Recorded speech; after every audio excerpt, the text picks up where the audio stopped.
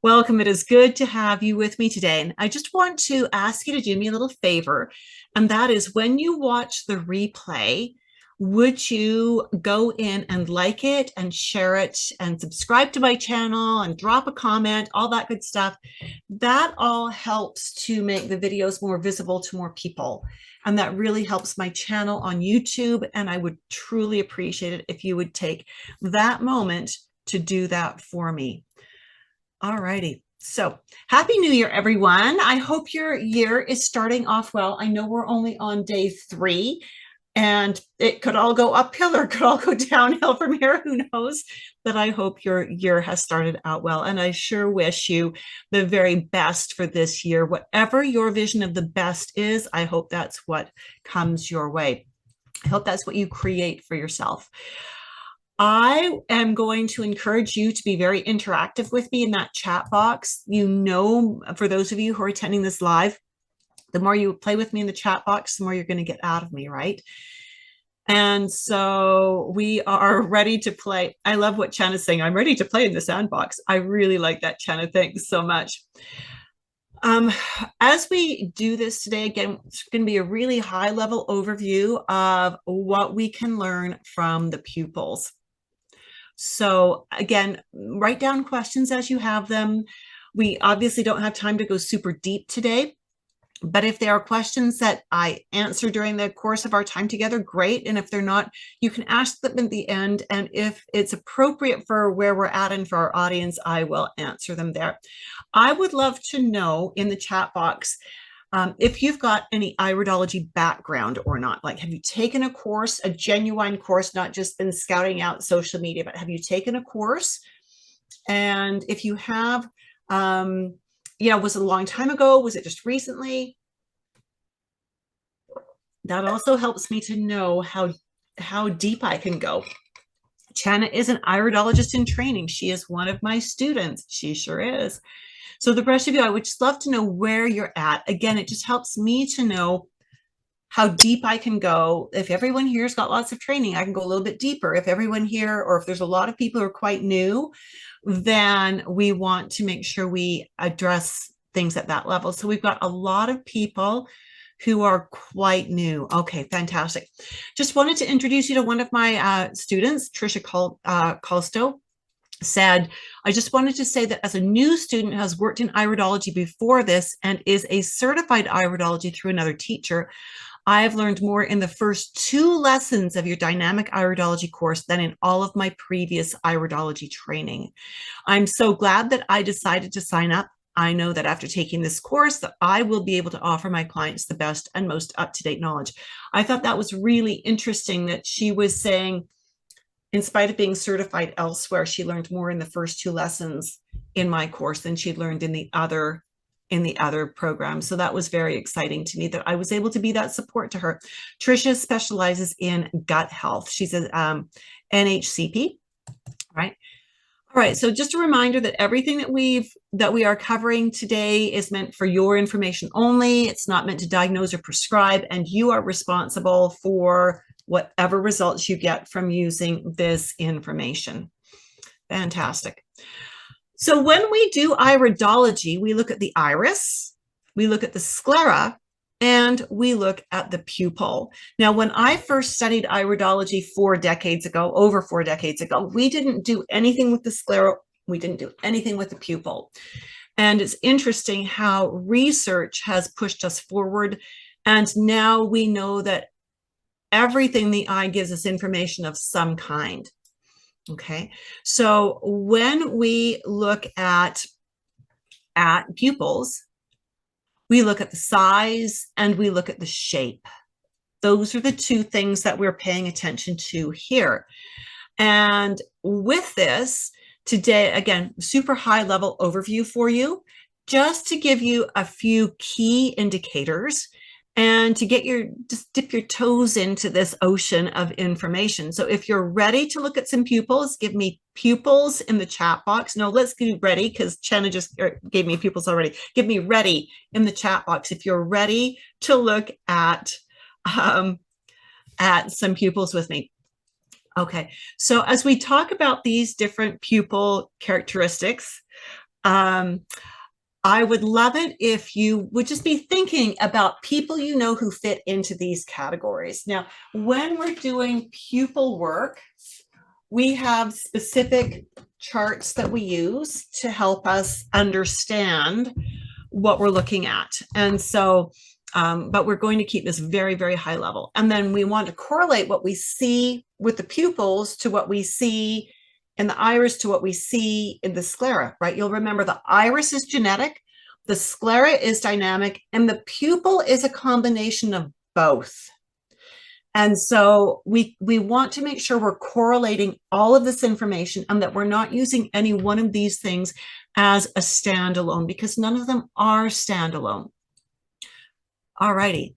So meiosis. Meiosis means small pupil. Okay, so when you look at someone, you go, wow, your pupils are really little. That's meiosis. Now, who do you know that every time you look at them, their pupils look really small? Can you think of somebody? So, and if you can, that is good, because that's, you're going to learn something about them right now.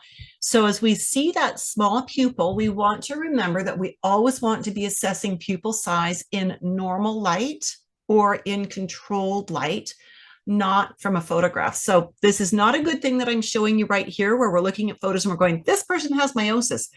Because remember that as we took these photos, we had some bright lights shining on that eye. And what are those bright lights going to do to that pupil?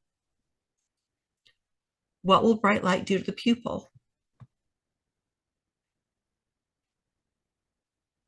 Anyone have an answer for me? Shrink it. Good job, Teresa. Constrict it, Shanna says. Good. Fantastic. Exactly. So we never assess meiosis truly from a pupil or from a photo. You want to be able to see the person face to face. Now, meiosis means that this person functions more from this parasympathetic nervous system. Do you remember what parasympathetic means? If someone is functioning in the parasympathetic nervous system, what kinds of characteristics will they display? Rest and digest. Absolutely. Rest, digest, and we all always add the word sex as well. And so these people want to be in control, and they want to have their world perfectly calm. As long as all the ducks are lined up in a row, as long as the herbs are in alphabetical order in the kitchen spice cabinet, as long as the books are all lined up perfectly at the front edge of the shelf in the library, these people are happy. As soon as someone puts the cinnamon over where the rosemary should be, this person has a meltdown, because their world is no longer organized. So they like to be in control, and they like to keep their world calm. And as long as they're in control, and as long as everybody is following their rules, they're good. But again, you get one little duck out of line, these people don't handle it well. So again, the pupil size can be small because of the photography. And so this is a really important concern when you're doing iridology from photographs. You need to know what was the lighting that was used in order to assess pupil size. Right now you can see with these photos that we've got, this is frontal lighting, which is quite bright. And so that's going to make the pupils smaller. Now, it's important to remember that if you're taking photos of very dark eyes, you're probably going to end up using a slower shutter speed on your iridology camera. That's going to allow you to see more details. It's also going to let more light hit the eye. It's not necessarily going to increase the amount of light you're shining on the eye. And so we want, again, to always assess pupil size in normal light. If you see someone who has very small pupils, and their pupils are small in normal lighting, then you know that they are very parasympathetic. And that from that perspective, they're prone to being stressed if things don't line up for them. Chan is asking, is it possible for a person to not have a pupil? Have seen it in a cow before. If a human doesn't have a pupil, they will be blind. I'm assuming that's true in a cow. That would be a very unique and probably extremely rare condition, a genetic condition, or a genetic oops, if you will. I've never seen it personally. All right. The opposite of meiosis is mydriasis, or mydriasis. And I've actually asked eye doctors, how do you say this word? And they struggle with it too. Mydriasis is usually how we say it. You might have another variation of it. So mydriasis means large pupil. So when we have a large pupil, this is someone who functions in the sympathetic response. So this is someone who is always fight or flight. They're always waiting for the next bomb to go off, the next shoe to drop, the next crisis to happen. You will see that most young children are at least somewhat mydriatic. They have large pupils because everything in the world is new to them. Everything is a little bit of a stress. Children often don't handle rapid change well or easily. So if someone has large pupils in normal light, you're going to have to decrease the brightness of your flash, and you're going to have to use a slower shutter speed. That is just for their comfort. If their pupils are wide open, like you see on the screen now, and you're using a really bright light, a really bright flash, that is going to hurt, physically hurt. They are not going to be your friend after you do that to them, right? And so by using a slightly toned down light and a slower shutter speed, you can usually get the image you want. So that's what we did with these. You can see they're a little bit underexposed. Now, people who have mydriasis, they tend to, again, be very generous. They'd give you their shirt off their back. They'll give you their last dollar. They will do anything to help you. And again, they tend to be on high alert all the time. Anxiety runs high with these people. When you think of those pupils being so large, they're really large because it's increasing peripheral vision. So if they are running from a bear, they don't have to turn their head nearly so far to see where the bear is behind them, right? So on high alert. Here's another slightly less extreme version of mydriasis. And these are only slightly. So this young man, again, suffered with a lot of anxiety and depression. He also, and I don't know that this is actually related to the mydriasis, but he has PTSD and ADD. Right. So he's got a whole big mixture of things going on with his nervous system. He's always prepped for fight, flight, or freeze. And yet he is an extremely loving and generous person. If he thinks you need something, he will be the first one to line up to help you. In fact, he'll butt in front of other people to help you. Right? So very, very cool when you see these larger pupils. These, again, are very generous people. So just a brief introduction of myself. Some of you have been with me before. I think some of you are pretty new to me. So welcome. So good to have you here. My name is Judith Cobb. I am a level 3 certified iridology instructor, certified through IPA. Now, these badges that you see show 2 years on them. That's because we are required to do our upgrading every 2 years, and they reissue new badges. I've been an iridologist since about 1980, studied Jensenian iridology to begin with. And then when that wasn't working very well and I was ready to leave iridology, I heard about constitutional and absolutely fell in love with it. How it works, all of the study and theory and research behind it, it just made sense. In order to be a certified iridologist with IPA, you must complete level 1 and level 2 training and then fulfill a certification process, including an exam. They added level 3 just a couple of years ago, and I was one of the first 3 level 3 instructors to be certified. There are now only 8 level 3 instructors in the world, and I am one of them. Over the years, I have written many books. They were self-published and self-distributed. They were about herbs and about pregnancy, biokinesiology, all kinds of things. The only book that is still actually available, and it's only available to my students, is the Confident Nutritionist Dynamic Iridology textbook. I've also created and designed many courses over the years. I've taught herbal courses for home use and biokinesiology and color therapy. For a while, I was a certified prenatal educator with the ICEA. That was a ton of fun. I still love doing fertility, pregnancy work. And I almost got to catch one of my grandbabies just over a year ago, which was kind of fun. Almost. The midwife showed up just in time. And so, yeah, just stay with me till the end of our time today, and I'll give you a little more information about the Dynamic Iridology program. Chana is saying, great book. She's talking about the Dynamic Iridology textbook, the Confident Nutritionist Dynamic Iridology.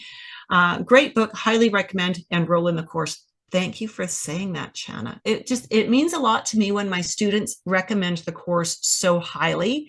That just means a lot to me.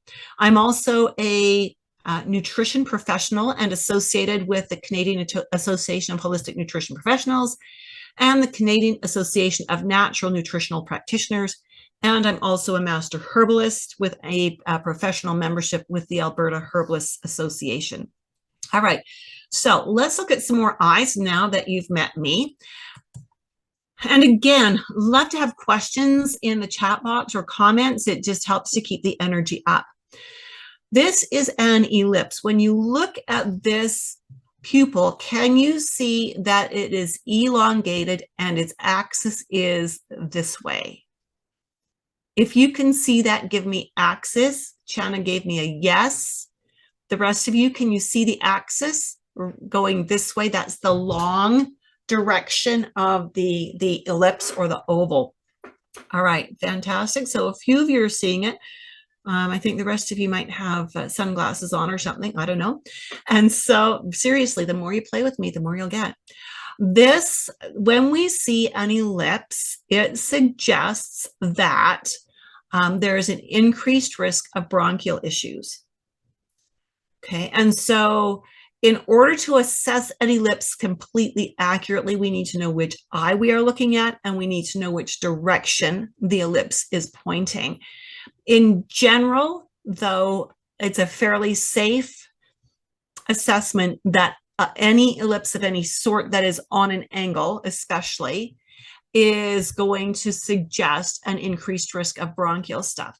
Now, interestingly, and we're not going to go deep into this fellow's history, he is in his mid-60s. He's a type 2 diabetic, and he takes metformin, and he is not willing to do any dietary work.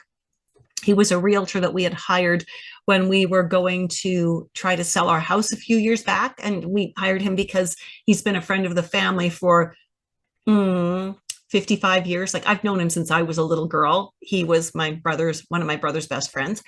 And so we hired him. And as I looked at his eyes, I'm going, holy doodle, you know, you're too young to have these problems.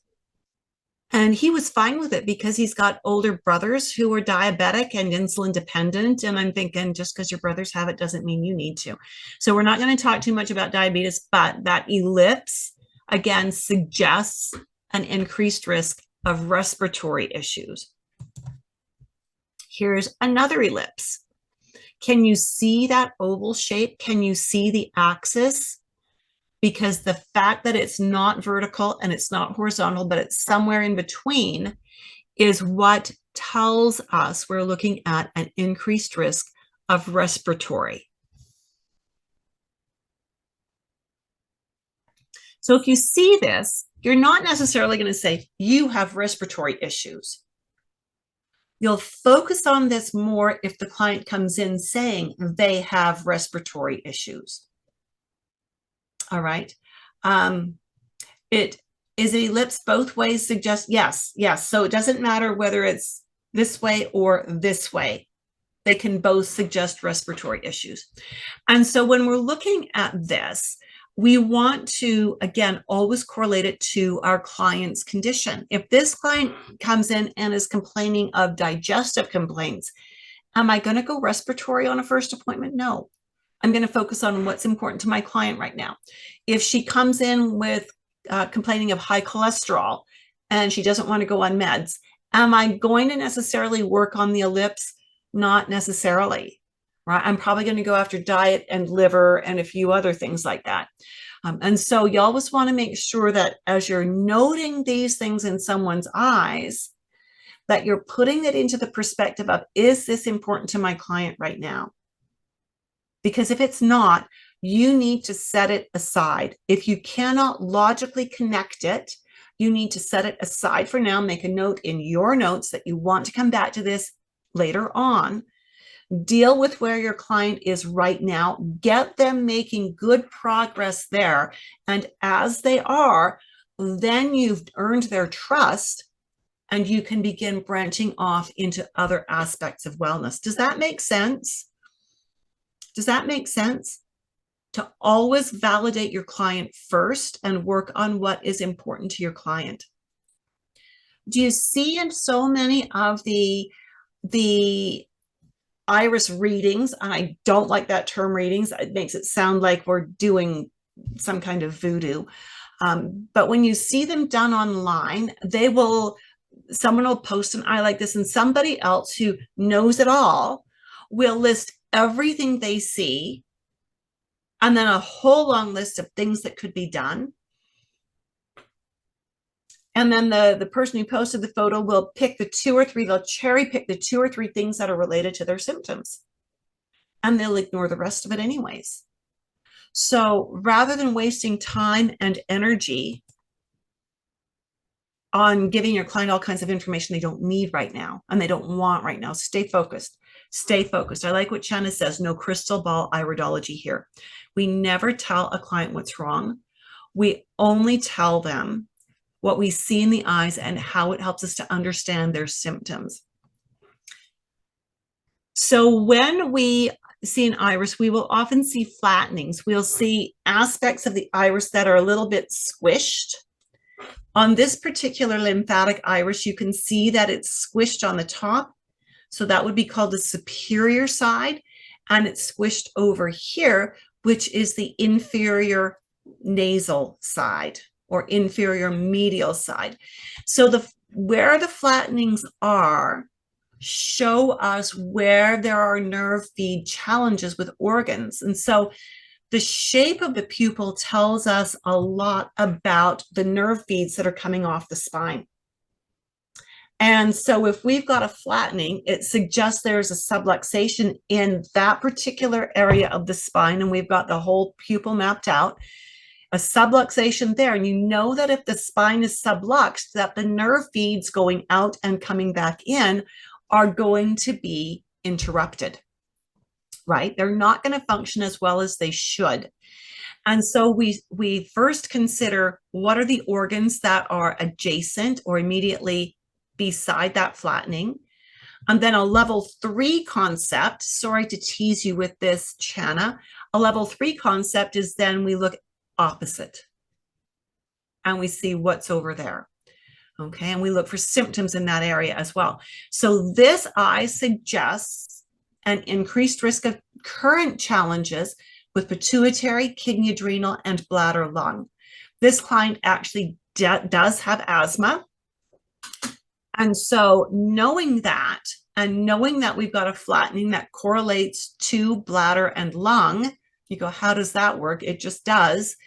That means that we need to come in and address whatever we need to for the asthma, which interestingly enough is going to be acid balance, right? Which is kidney and dietary, and then maybe do some physical support for the lungs as well. Maybe do some emotional support for the lungs as well, because lungs are a very emotional organ. So when we add the flattenings, it adds an extra layer, and we need an extra layer of information that we need to be connecting. to everything else that we're seeing, again, to decide which of these flattenings should we be addressing right now. And how do we address it? When we see a flattening and we know that that means there's a spinal subluxation, we need to have that conversation with the client about what do they do for spinal care. Are they a fan of chiropractic? Do they prefer osteopathy? Do they like Doran therapy? Is there something else that they like to do for body alignment, for structural alignment? And we need to encourage our client to follow up with that. Now, if you are a licensed osteopath or a licensed massage therapist and you learn iridology, can you see the benefit this could be to you? Right? You're not just palpating, and I'm not minimizing that. You are adding another layer of information. You palpate, you look for symptoms, you see where the imbalance is, you look at the eyes, and what you see when that pupil has a flattening is that this is a long-standing subluxation. It didn't likely just happen yesterday. And what do you know if it's a long-standing subluxation? It's going to take a while to get things to hold a proper alignment, right? Because when the spine has been subluxed for a length of time, the vertebrae begin to remodel to that new shape that misalignment wants it to have. So it's going to take a while to get things to hold, and years for those bones to remodel. Does that make sense? China is asking, have I ever seen flattenings round out?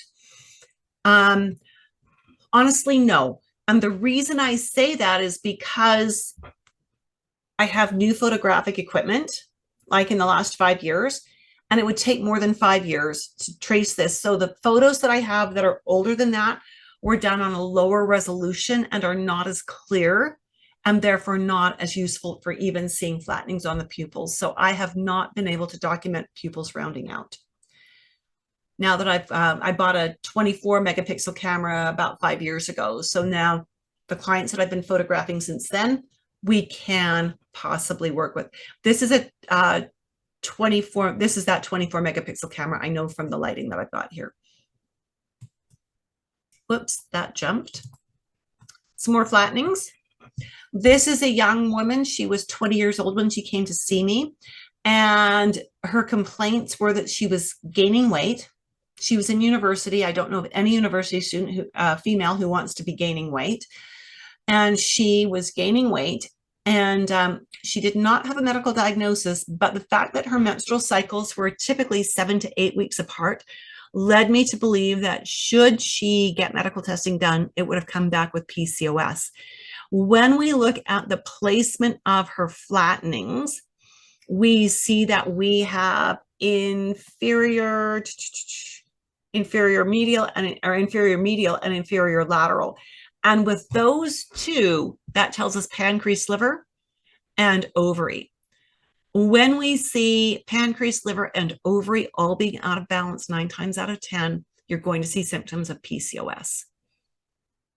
Okay, and so you have to go in there and dig deep to get this person to make the lifestyle changes that they need to make to rebalance those hormones to get the menstrual cycles back on track.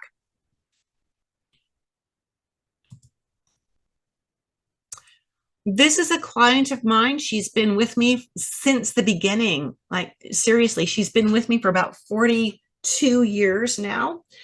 And when she, and clients come for a while and then they fade off because they're feeling great.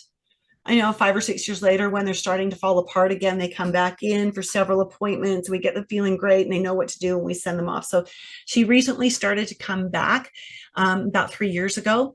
And her main concern was that she had elevated cholesterol and elevated triglycerides and elevated blood sugars in her mid 60s. And of course, the doctor with all of those things is suggesting a statin drug and metformin and just all kinds of drugs. And she did not want to be on any medications. She is a well-trained nutrition herbal person. She should be a coach. She really should. But her life has taken her other directions. So when we look at her eyes, what we see is that we've got a superior lateral flattening here, and we've got superior medial and inferior medial here. And so all of those flattenings correlate to pancreas, right? And she's got elevated hemoglobin A1C, which is the precursor to diabetes, and elevated triglycerides and elevated cholesterol. When we add all of that on top of her eye colors and other things we see in here, we know that liver is a key player. So we started working on this about 3.5 years ago now. And she was doing so well. She wanted to lose some weight, and she did need to lose some weight. She lost about 20 pounds over about 3 months, which is just phenomenal. Made really good dietary changes, was really doing well with her supplements. All of her numbers were moving in the right direction. And the doctor was going, okay, I'm not going to give you meds. Keep doing what you're doing. Love what you're doing. Just, I don't want to know what you're doing, but whatever you're doing, it's working. So she was doing that. And then they had a major family crisis. And when we look at major family crisis, if it doesn't get emotionally resolved fairly quickly, it can cause problems. And the type of crisis it was, about a year later, after we'd started working and getting all these great results, she had a heart attack. She fell off all of her program during the crisis, and about 6 months later was the heart attack time. And so now she's on like 7 or 8 different meds, and the doctors have put incredible fear into her about if she ever stops these meds, she will die. And there's never really any discussion about diet or lifestyle or about emotion, right? It just isn't. And so we are working again to try to give her some confidence, get her diet back on track, and very slowly introduce culinary herbs because they're safer than medicinal herbs, right? But when you know your culinary herbs, you can do a lot of good on that physical level. So we're slowly introducing things like that that won't interfere with her meds to get her numbers to come down. And as we get her numbers where we want them, then she can talk to her doctor about how to adjust her meds. So the emotion tied to pancreas is playfulness and joy in life. She's been in a bad marriage for 45 to 50 years, a really bad marriage. And she's just stayed with it because she felt it was the right thing to do. Her husband is a narcissist, and her kids are not very nice to her either.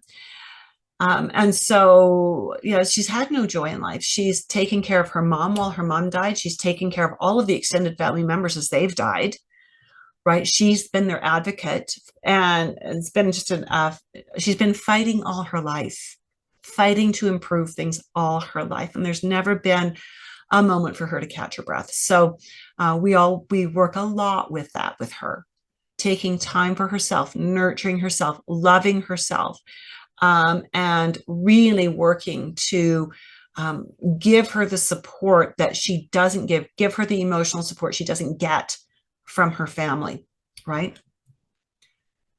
So that's this client. I love her to pieces. When we get together, we talk about what babies were we having when she first started coming to see me, because we were both having babies. It's a lot of fun to work with her. So again, many people, and we've got some more eyes to look at, so stay with me. A lot of people, when they teach iridology, just teach the nuts and bolts. And, you may want to learn iridology just because you do, and that's great. There are other reasons for you to learn iridology. It'll help you to assess your clients more quickly, much more quickly. It will help you to be more accurate. You will begin to understand very quickly as you learn iridology and as we practice together how different things connect and the order they connect in, because you understand your anatomy and physiology, and now you understand your iridology, and you understand the symptoms, and you're able to very quickly almost see in your brain this map of how things connect and what order you need to address things in. It'll help you to build better and faster rapport. The eyes teach us what questions to ask. They don't give us the answers. Right now, I want you to think, if you're currently using a questionnaire an intake questionnaire of, 3, 4, 5 pages. I've had some people say their questionnaire is 35 pages long. Everybody gets the same one. How unique and how special does that questionnaire make your client feel? Where when you look at their eyes and you know what they want help with, because that's the first question you ask. You're looking at their eyes and you're putting their symptoms together with your eyes. You're now asking questions only and specifically about them. You're not going off on some wild tangent just to try to gather more data. You're gathering specific data about your client. That makes your client feel heard and understood. It's really an amazing process. And as I've just alluded to, Iridology eliminates the need for an intake form, not a release form or an informed consent form, but those really stinky long questionnaires. I do not give my clients any kind of questionnaire. They fill out the intake form, name, address, phone number. I know she's not a medical doctor, sign off on that. They never fill out a questionnaire. It's just not worth it. Chana's saying this is true. Chana actually came to see me and she knows that's true. I do not give a questionnaire. I want to speak with my clients. I want to hear their story, how they say things, the words they choose, the look on their face. It gives so much more information than a word that they quickly shot down onto a piece of paper, right? So with that, the dynamic iridology assessment system is the only live online fully mentored, and that's an important part, course for nutritionists, herbalists, naturopaths, RNs, massage therapists, physical therapists, LPNs, homeopaths, you name it. The only live online fully mentored course for them. The mentoring is important. Anyone can teach you the nuts and bolts. Very few teachers will teach you the practical application, and that's what the mentoring is about. We want you to be able to develop your client programs while you're with your client, not in unpaid overtime. And we want you to not overwhelm your clients. We want you to be able to create clients that your programs that your clients can actually do. And that will help you to increase your client compliance and your long-term retention. Like I said, I've got clients that have been with me for 40 years, like since the beginning. It's pretty amazing. Chana is saying this because she actually did come to see me and she doesn't live anywhere near me, believe me. So happy I did. And yes, we'll be in the future. If you want ongoing support that doesn't end until Judith does someday, you found it here. Love that about this course. Fantastic, Chana. Thank you for that. So the next Iridology course is starting on January 25th. And if you are thinking, sounds interesting, I could be interested. If you've got that anatomy and physiology under your belt already, then we need to have a conversation, because here's the truth of the matter. And that is, I have to talk to you before you're invited to enroll, because I don't accept everybody. I want to make sure that the program is a good fit for you and you're a good fit for the program. Right. And so we need to have a conversation. That's why I don't pass out the registration link, the enrollment link, but I just posted a link in the chat for you to schedule a time to talk with me. And again, it's not a sales pitch. Is this a good fit? Do you have all your questions answered to make the right decision for you? And do I agree as the instructor that this is a good fit, right? It's so important. Michelle Davies came to me. She was already certified 3 different levels under another instructor in another school of iridology. She said, I asked her, why did you come to my course? Because you can see she's got all these certificates on her wall. She's well-trained, herbalist, nutritionist, you name it. She said, I wanted the latest info from an experienced practitioner that has used iridology in nutritional practice for a long time. Having my classroom at home, because it was online, allowed me to have all my charts and books by my side, made it easier, and having an awesome sharing and caring teacher made it the best. Judith helped me better my nutritional iridology practice. I recommend her courses to everyone. Love it. Love it. This is one of my other students. She has a master's degree in education.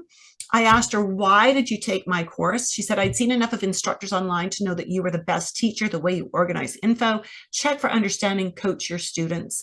Other instructors know their stuff, but you have the heart of a teacher. I wanted to graduate with understanding, not just knowledge. Okay. And then she writes a lot of really nice stuff about me. And I just really appreciate it that she really, with her training in education, she could see the value of the way I educate. So that was great. So what's included in the course? We'll run through this really quickly for you. It's 22.25 to 2.5 hour live webinar classes. We do one class per week, so it's going to take 20 weeks to do the classwork. 2 extra 1-hour group mentoring sessions per month. These are, your attendance at them is optional, but they're open to all of my students and all of my graduates. I include as a gift 225-page illustrated full-color digital downloadable textbook. That's the textbook that's not for sale. It is only given as a gift to my students. 45 pages of cheat sheets, again, not for sale. This is sort of your Coles Notes or your Cliff's Notes version. You have access to recordings of your class sessions and the mentoring sessions. We have small class sizes, no more than 10 students per class. And we do one-on-one mentoring as necessary to prepare you for certification if you decide you want to certify. So important. So if that sounds like, oh, I guess I don't have more eyes to look at, I apologize for that. If that sounds like it's something that's of interest to you, go ahead and use that link that I posted, tinyurl.com/dynamic-iridology. China says some iridology teachers can charge $250 just for the textbook. Yeah, absolutely. And China also says, love the textbook gift. I'm not paying China to say this. She pays me to do the classes. Seriously, I love this. I love this. This is so good, China. You're such a great cheerleader. Thank you. She says, this is true. Right? She pays me. I don't pay her. But I do take good care of my students because my students are my pride and joy. I sound like I'm a mother with that. Oh, yes, I am a mother. Oh, yep, indeed. And so with that, my friends, that was your introduction to pupils. Now, in the Dynamic Iridology Assessment System course, we spend an entire lesson on pupils, at least one. It might be 2. You'd think I'd know that. But we do spend time on pupils because it is an important component of a valuable and thorough assessment. Shanna says, I think it's 1. I think it's 1 as well. I think it's 1 as well. And so again, if you're looking for a course and you want to go deeper than what we do in these mini classes, and you've got that A and P under your belt, then let's go ahead and have you book a call, book a Zoom meeting with me. And let's meet and let's chat. And let's see if it looks like it's a good fit. And if it is, I'll invite you to enroll. And if it's not, I'll be really upfront and I'll tell you why I don't think it's a good fit right now and what you could do that would make it a better fit. I've had some students say, some people want to enroll for a specific reason, whatever the reason was. And I could see it was not, this course was not going to meet their needs. I don't want them paying the tuition and coming out at the end being disappointed that it's not going to take them where they wanted to go. Right? That's not how we play this at all. I want this to be what I want this course to take you where you want it to take you. And that's part of the reason why we have the call, is to make sure that you're spending your money well, that you're investing your tuition money well. So, Shanna says, Shanna has such a sense of humor. Love this, because earlier on she says, book a call and have a cup of tea with Judith. And don't forget the tea. Don't recommend drinking coffee, especially in front of Judith. It may affect you being enrolled, LOL, or maybe not, haha. It might. You just never know.